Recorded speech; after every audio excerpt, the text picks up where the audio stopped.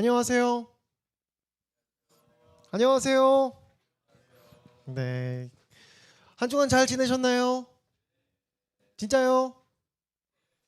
잘 지낸 줄로 믿습니다. 여러분, 오늘 들어오시면서 주보랑 같이 이걸 받으셨을 거예요. 네. 기도 편지입니다. 기도 제목들이 다 담겨 있는 기도 편지예요. 이걸 보면서 우리 청년부 한 명 한 명을 위해서 서로 기도해 주는 그런 청년부가 되었으면 좋겠습니다. 내 기도 제목만 하는 것도 좋지만, 그래서 우리 서로를 위해서 우리 순 원들은 어떤 기도 제목을 가지고 있는지를 한번 보면서 함께 그 지체들을 위해서 기도해 줬으면 좋겠습니다.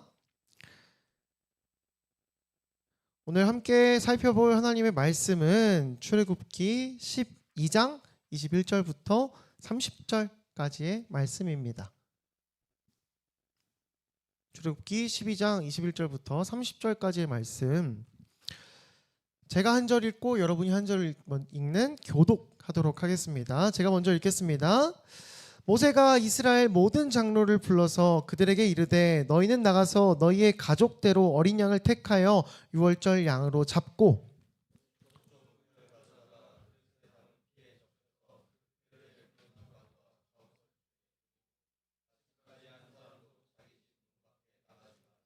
여호와께서 애굽 사람들에게 재앙을 내리려고 지나가실 때에 문 임방과 좌우 문설주의 피를 보시면 여호와께서 그 문을 넘으시고 멸하는 자에게 너희의 집에 들어가서 너희를 치지 못하게 하실 것임이니라.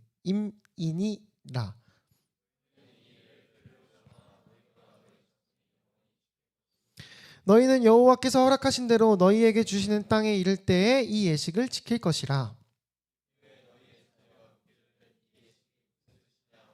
너희는 이르기를 이는 여호와의 유월절 제사라. 여호와께서 애굽 사람에게 재앙을 내리실 때에 애굽에 있는 이스라엘 자손의 집을 넘으사 우리의 집을 구원하셨으니라 하라. 밤에 백성이 머리 숙여 경배하니라.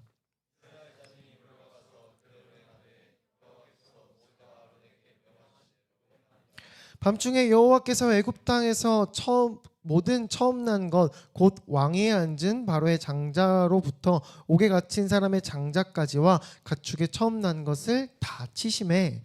함께 읽겠습니다. 그 밤에 바로와 그 모든 신하와 모든 애굽 사람이 일어나고 애굽에 큰 부르짖음이 있었으니 이는 그 나라에 죽음을 당하지 아니한 집이 하나도 없었음이었더라. 아멘. 저는 제가 강도사지만 성경을 읽을 때마다 임인이라 뭐 이렇게 이었더라 뭐 행한이라 가끔 이게 헷갈릴 때가 참 많습니다. 네, 그냥 한번 말해봤어요. 네, 사랑하는 청년 여러분, 한 주간 아마 치열하게 또 자신의 삶을 살고 이 자리에 모였으리라고 생각하는데요. 혹시 끝없는 끝이 보이지 않는 그런 일들을 경험해 보신 적이 있으신가요?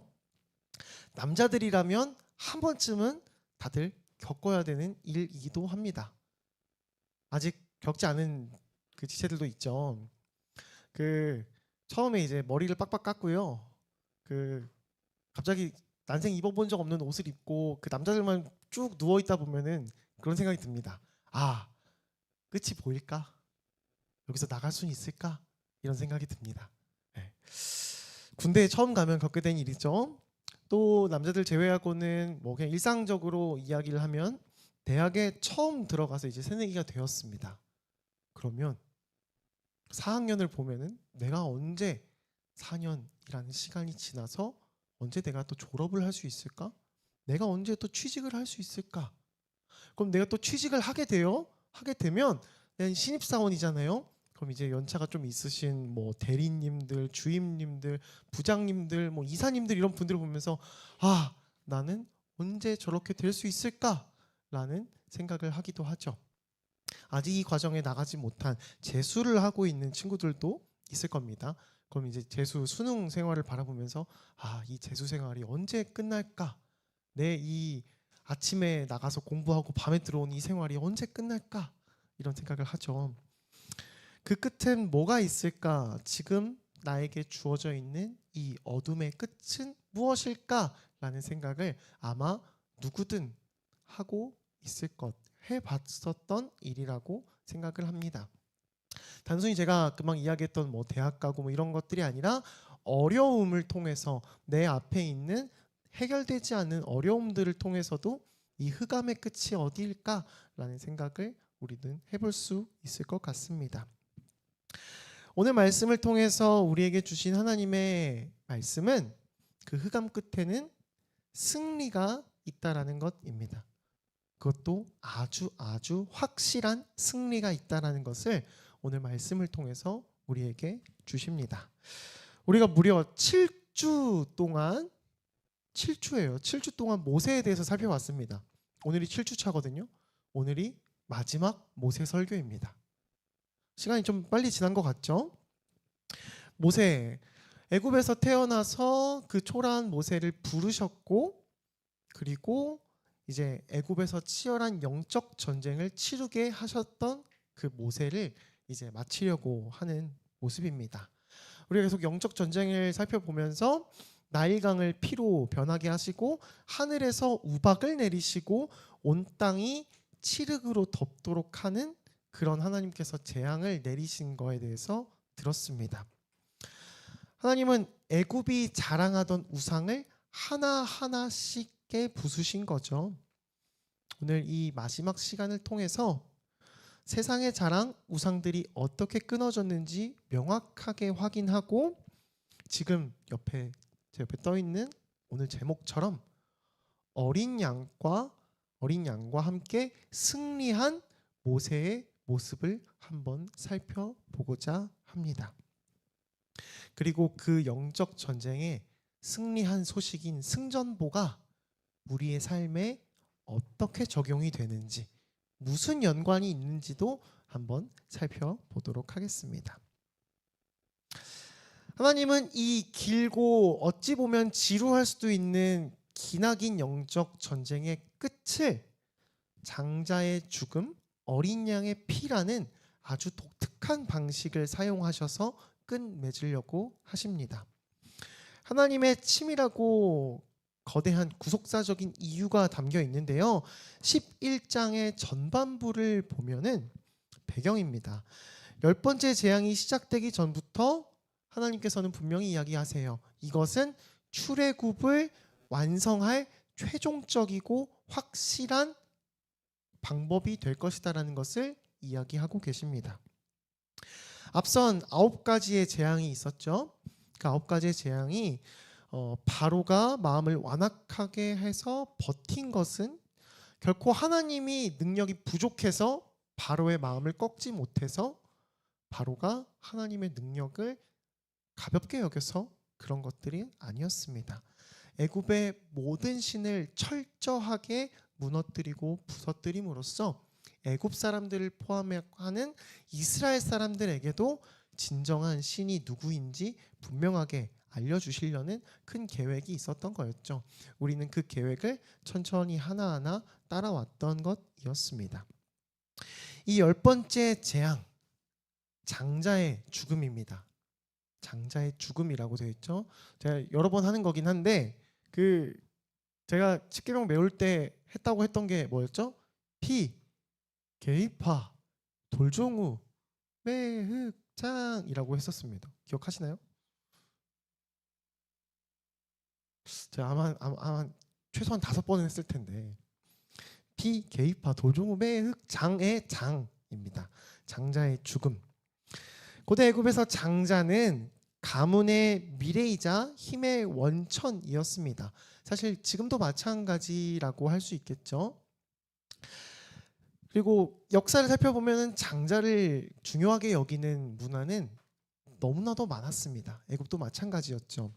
그리고 왕의 장자, 살아있는 다음 태양신의 아들로 추앙받을 수 있는 신적인 존재로 추앙받는 존재였습니다. 그리고 애굽인들은 생명을 창조하는 신 프타라는 신이 있었거든요. 그리고 자녀를 수호하는 신 이시스라는 존재를 또 숭배했었어요. 신이 진짜 많다고 했었잖아요. 그 중에 또 2명이 더 나왔습니다. 하나님은 사회의 가장 높은 곳에 있는 바로의 장자부터 가장 낮은 곳에 있는 여종과 감옥에 갇힌 죄수의 장자까지도, 심지어 가축의 첫째 새끼까지도 한 번에 재앙을 경험하게 하셨습니다. 그래서 보여주시고자 하는 것이 무엇이냐면 하나님이 무차별한 사륙자라는 것을 보여주시려는 건 절대 아니고요. 하나님께서 생명과 죽음에 대하여 절대적인 주권자가 되신다는 것을 분명하게 보여주는 사건입니다. 그들이 섬기고 있는 생명을 주관하는 신, 자녀를 지키는 신, 아무것도 아니다라는 것을 분명하게 보여주신 거죠. 이것은 수십 년 전에 이스라엘 남자 아기들을 잔인하게 죽였던 애굽의 죄에 대한 아마 공의롭고 엄중한 응보였을 것이라고도 생각을 합니다. 이 두려운 심판의 밤에 하나님은 이스라엘 백성들은 따로 구별하여 구원하시기 위해 독특한 방법을 하나 사용하세요. 하나님은 이 6월절이 속한 달을 그 달력의 첫 달을 시작을 하게 하셨습니다. 이전까지 그들이 사용하던 농업 달력을 폐기하고 하나님의 구원을 기준으로 새로운 달력을 시작하게 하신 거죠. 하나님의 구원이 너희에게 새로운 삶을 주었다라는 것을 알려주려고 하신 것입니다. 구원받은 백성은 이제 시간의 개념과 세상과는 구별된 사람들이라는 것을 분명히 보여주고 있습니다. 그리고 구원의 핵심 조건으로는 나오는 게 무엇이냐면 흠없고 1년 된 수컷 어린 양이나 염소를 택하라고 합니다. 1년 동안 흠이 없도록, 상처 하나 나지 않도록 애지중지 가꾸었던, 키웠던 그 양이나 염소를 잡아서 죽여서 그 피를 문 앞에 바르라고 하고 있는 것입니다. 상징적인 의미가 있는 거죠. 그 염소를 잡아서 먹는 것에 대해 크게 의미가 있는 것은 아닙니다. 그 피를 바름으로써 너희의 구원이 있다라는 것을 알려주기 위한 상징적인 것이죠. 인간이 스스로는 제공할 수 없는 완전함 그리고 거룩함을 하나님의 방법으로, 하나님이 정하신 방법으로만 얻을 수 있다라는 것을 보여주는 장면이기도 합니다. 피 자체에 마법적인 능력이 있어가지고 피가 있는 걸 보고 하나님의 사자가 오자마자 피 이러고 도망가는 그런 장면은 아닐 것입니다. 말씀에 순종하여 그 피를 바르는 행동 자체, 그것이 하나님의 약속을 신뢰한다라는 그 믿음의 증거였기 때문에 하나님께서 기꺼이 넘어가 주시는 겁니다. 그래서 6월절을 영어로 하면 뭔 줄 아십니까? 패스오버입니다. 패스오버. 지나갔다라는 뜻입니다. 그렇기 때문에 넘어가는 효력이 피로 인해서 그렇게 발생을 한 것이죠. 이 놀라운 구속의 원리가 어떻게 성취되었는지 한번 21절까지에서 30절까지 사건의 전개를 한번 좀 자세히 살펴보도록 하겠습니다.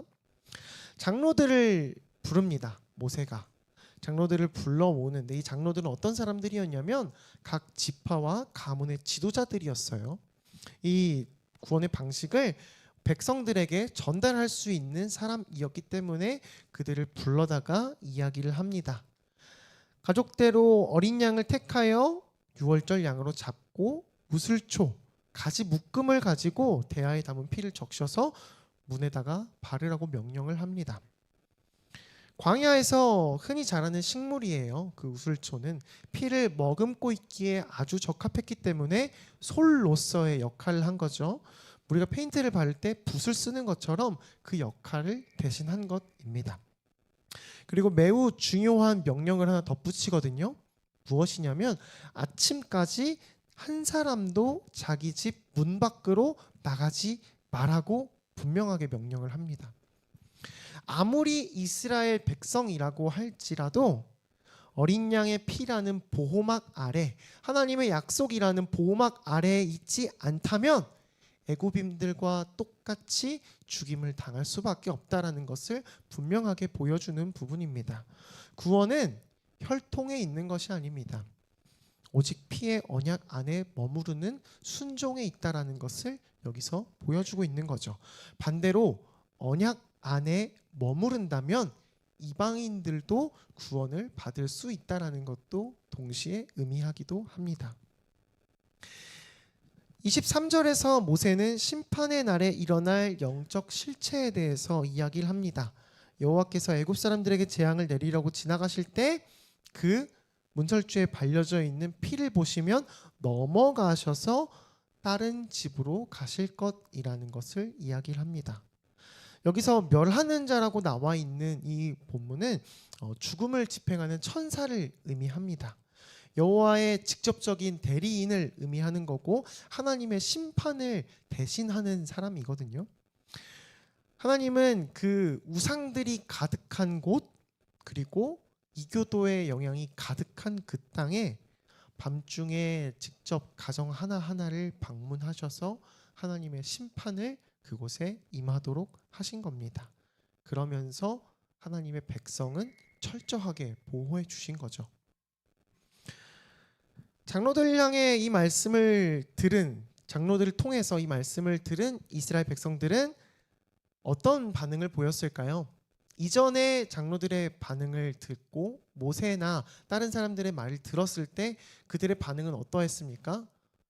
어찌하여 너희가 우리의 구원자를 자초하는가 이런 말들을 했었거든요. 오히려 안 좋게 이야기했던 그들이었는데 이번에는 상황이 완전히 달랐습니다. 뭐라고 되어 있냐면 27절 하반절을 보면은 백성이 머리 숙여 경배하니라 라고 되어 있어요. 28절에 이스라엘 자손이 물러가서 그대로 행하되 라고 되어 있습니다. 이제 그 우상들을 다 깨부수신 하나님과 그 하나님이 보내신 모세와 아론을 온전하게 믿는 모습을 이제서야 이스라엘 백성들은 보여주고 있습니다. 그 9가지 재앙을 지나면서 마음에 확신이 생긴 거죠. 우리를 구원하려는 그 하나님이 진짜 참된 신이시고 참된 하나님이시다라는 것을 분명하게 알게 된 것입니다. 이 6월절 음식을 먹는 과정을 보면요, 좀 특이해요. 뭐라고 되어 있냐면 허리에 띠를 띠고 발에 신을 신고 손에 지팡이를 잡고 서둘러 먹으래요. 상상이 좀 되십니까? 허리에 끈을 매래요. 끈을 매고 발에 신을 신으래요. 집 아닌데. 그리고 손에 지팡이를 잡고 급하게 먹으래요. 이게 의미하는 게 뭘까요? 평소에는 신을 벗고 있을 수도 있고 뭐 신고 있을 수도 있겠지만 지팡이를 잡고 밥을 먹거나 급하게 먹거나 이러진 않았겠죠? 아마 이것이 의미하는 바는 만약에 하나님의 명령이 떨어지게 된다면 1분도 지체하지 않고 당장 떠날 준비가 되어 있다라는 그런 모습을 보여주기 위함이라고 생각을 합니다. 결국에 완전한 준비이자 그 믿음의 표현으로 그렇게 하는 것이죠. 마침내 약속된 한밤중이 되었습니다. 자정이 깊고 어두운 시간이 되어서 모두가 잠에 든 시간이 되었어요. 가장 무방비한 시간이죠. 그 순간 하나님의 즉각적이고 동시다발적인 심판이 애굽 전역으로 임했습니다. 보좌에 앉아있던 바로의 장자부터 옥에 갇힌 사람의 장자까지 그리고 가축에 처음 난 것까지 여호와께서 한순간에 다 치셨어요. 제가 이걸 보는데 그런 생각이 하나 들더라고요. 아니 그러면 장자의 죽음이라고 하면 집에 딸밖에 없으면 어떡하지? 라는 생각이 드는 거예요. 여러분 그런 생각 해본 적 없으세요? 장자의 죽음이라고 그러는데 우리 집은 딸이 셋이라서 우리 집은 괜찮겠네 라는 생각, 그런 집이 있었을 거라고는 생각 안 해보셨나요?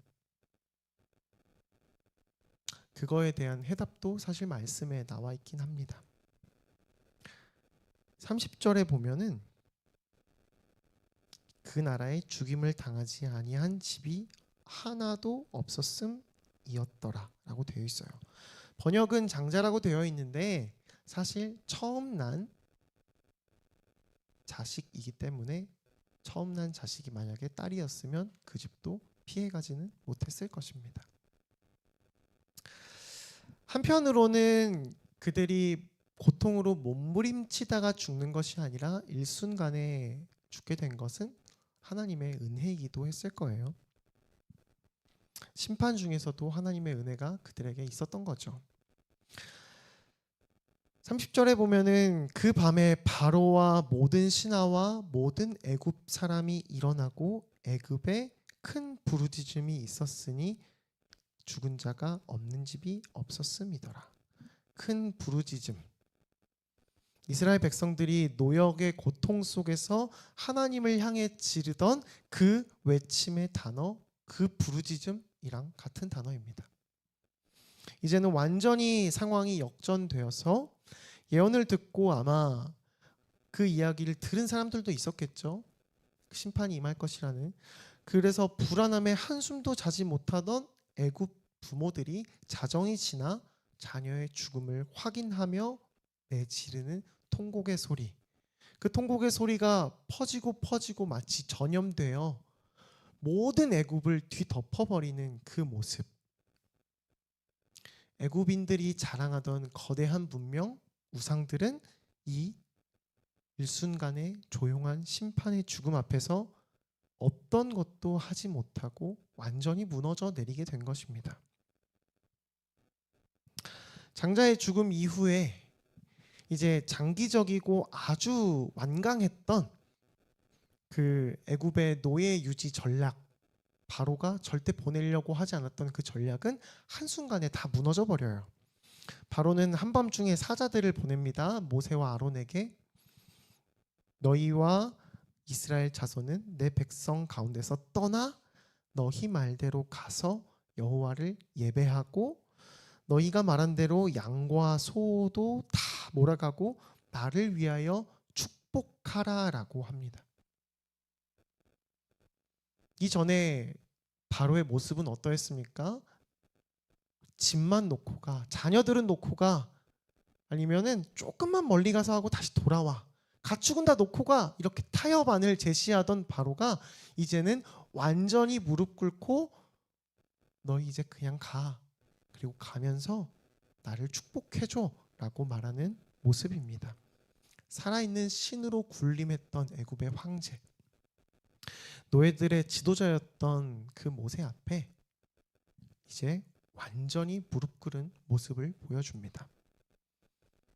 애굽 백성들 역시 우리가 다 죽은 자가 되도다라고 하면서 이스라엘 백성들이 빨리 나갔으면 좋겠다라는 것을 표현해요. 우리가 읽진 않았지만 35절과 36절에 이런 장면이 나옵니다. 이스라엘 백성들은 나가기 전에 하나님의 지시를 따라서 하나님께서 이야기하셨거든요. 너희는 나가는 날에 많은 것들을 얻게 될 거야. 너희가 절대 빈손으로 나가지 않을 거야 라고 이야기를 하셨어요. 그래서 하나님의 지시를 따라서 애굽 사람들에게 은과 금과 폐물, 의복 같은 것들을 구했습니다. 좋은 것들이죠.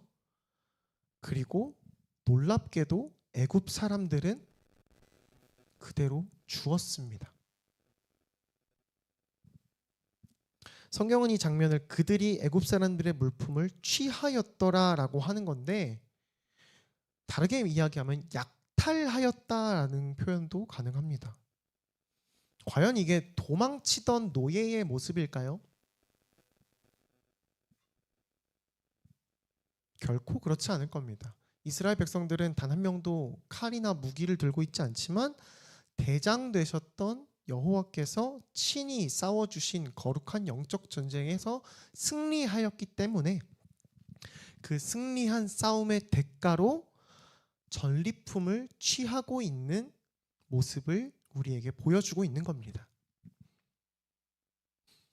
마지막 장자의 죽음을 통해서 최종적으로 승리하셨을까요?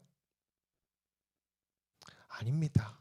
하나님께서는 이미 처음 바로에게 갔을 때부터, 모세가 처음 바로에게 갔을 때부터 이미 승리하셨어요. 애굽의 왕권을 이미 짓밟아 놓으셨기 때문에 이미 승리하신 거고, 그들은 그저 마지막 몸부림을 했던 것뿐이에요. 이미 승리는 정해져 있었습니다. 그들이 어떻게 흉내를 내고 어떻게 따라하려고 해도 결국 승리는 정해져 있던 것이었죠.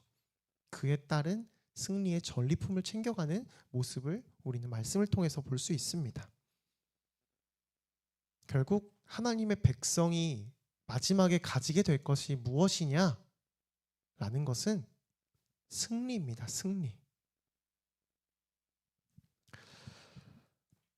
오늘 말씀을 마무리하려고 하는데요.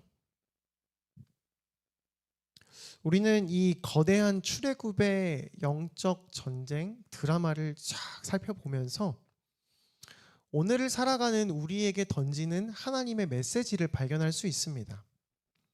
그리고 우리의 삶에 대한 도전도 마주할 수 있습니다. 그것이 무엇이냐면 지금 우리가 알고 있는 신약 성경을 통해서도 분명하게 알 수 있습니다. 이 6월절 어린 양이 그냥 아무런 의미 없이 나온 것이었을까요? 6월절 어린 양은 한 가지 사건을 미리 보여주는 일이었습니다. 어린 양의 피로써 모두가 구원을 받는 일. 그것은 바로 예수 그리스도를 미리 나타내는 일입니다. 예수 그리스도를 보고 세상 모든 죄를 짊어지고 가는 어린 양을 보라 라는 말도 있죠. 모든 죄를 짊어지고 십자가에서 죽으신 그 예수님의 피, 그 문 지방에 발려졌던 피와 예수님이 흘리셨던 피, 그 모든 것들은 다 구원을 위해서였습니다. 우리가 더 이상 문에다가 피를 바를 필요가 없습니다. 왜? 예수님께서 우리를 위해 십자가에서 죽어주셨기 때문입니다. 그 보혈의 공로로, 그 피로 말미암아서 우리는 이제 더 이상 죄의 노예가 되지 않습니다. 그 세상에서 거대해 보이고 우리 눈앞을 막고 있는 그 어려운 것들에 우리가 지지 않는다는 거예요. 우리에게 이미 주어져 있는 것이 승리라는 것입니다.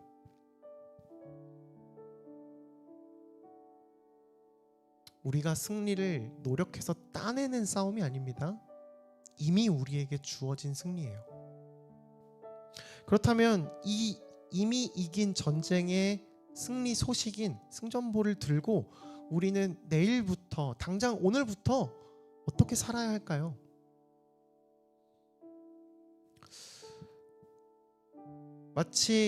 첫 번째로는 마치 사람들이 그때 애굽 출애굽할 당시에 문에다가 발랐던 피처럼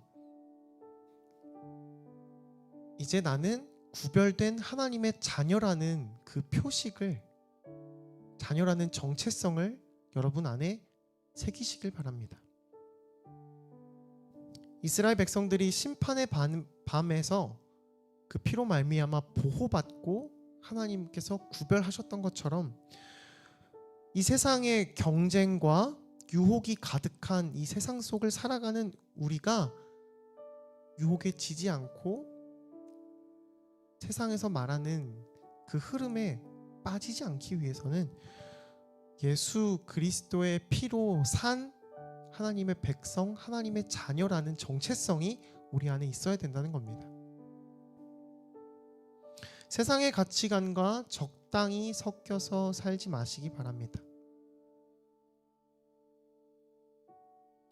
한쪽 발만 세상에 걸치고 있고 또 한쪽 발은 교회에 걸치고 있고 하나님께 걸치고 있는 그런 적당한 신앙생활은 어디에도 존재하지 않아요.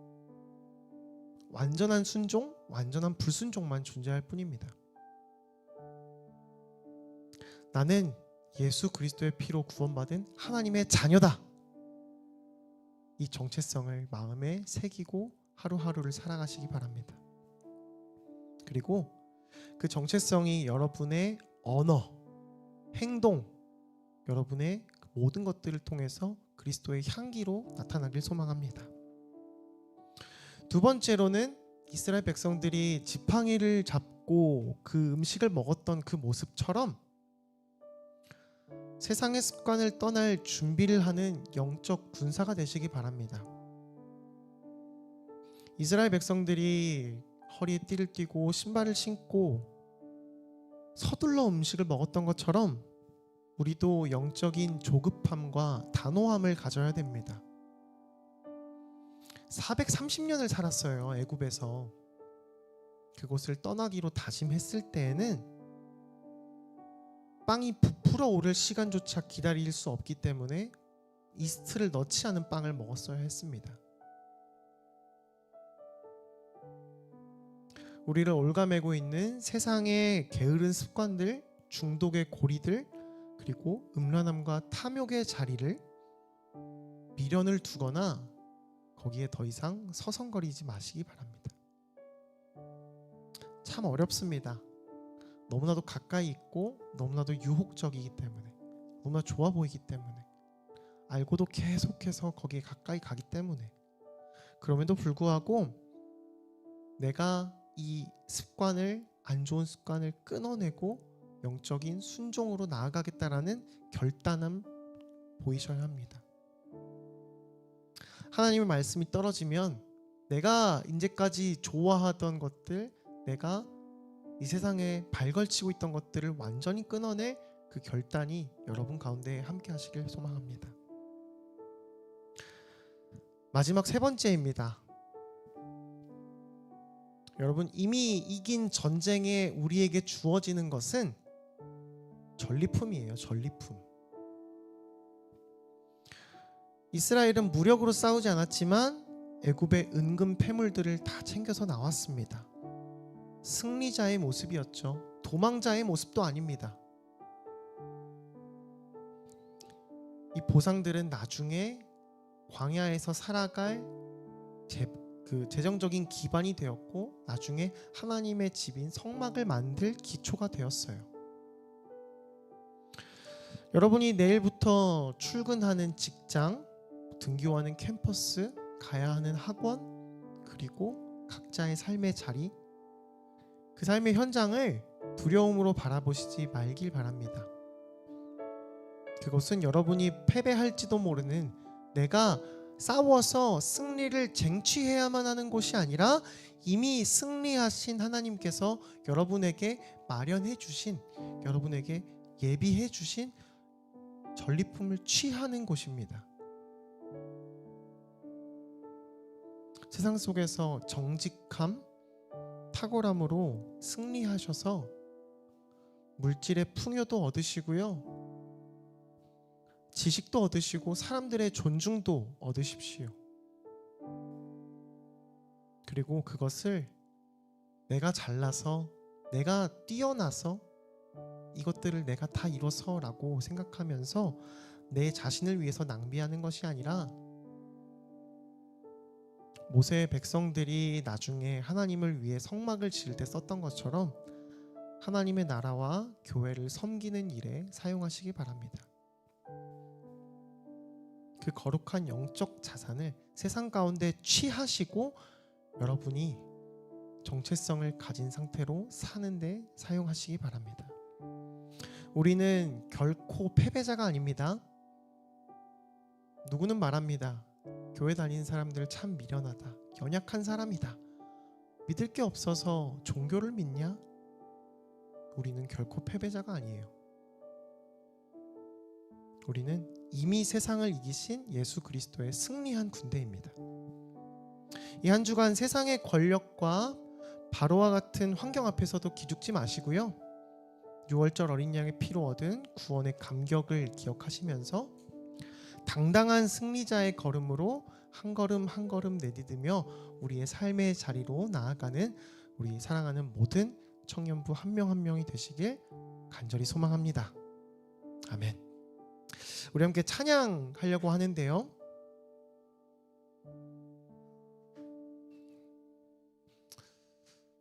처음에 이야기했던 것처럼 앞이 보이지 않는 흑암이 내 앞을 가려서 내가 어디로 나아가야 할지 내 믿음조차 흔들리는 상황이 우리 가운데 있을 수 있습니다. 근데 조금만 눈을 돌리고 눈을 주님께로 돌리면 주님이 우리에게 주시고자 하는 승리가 이미 우리에게 가득해요. 나의 도움 되시고 나의 산 되시는 그 예수님을 우리 함께 찬양하면서 우리의 승리했음을 선포하면서 나아가길 소망합니다.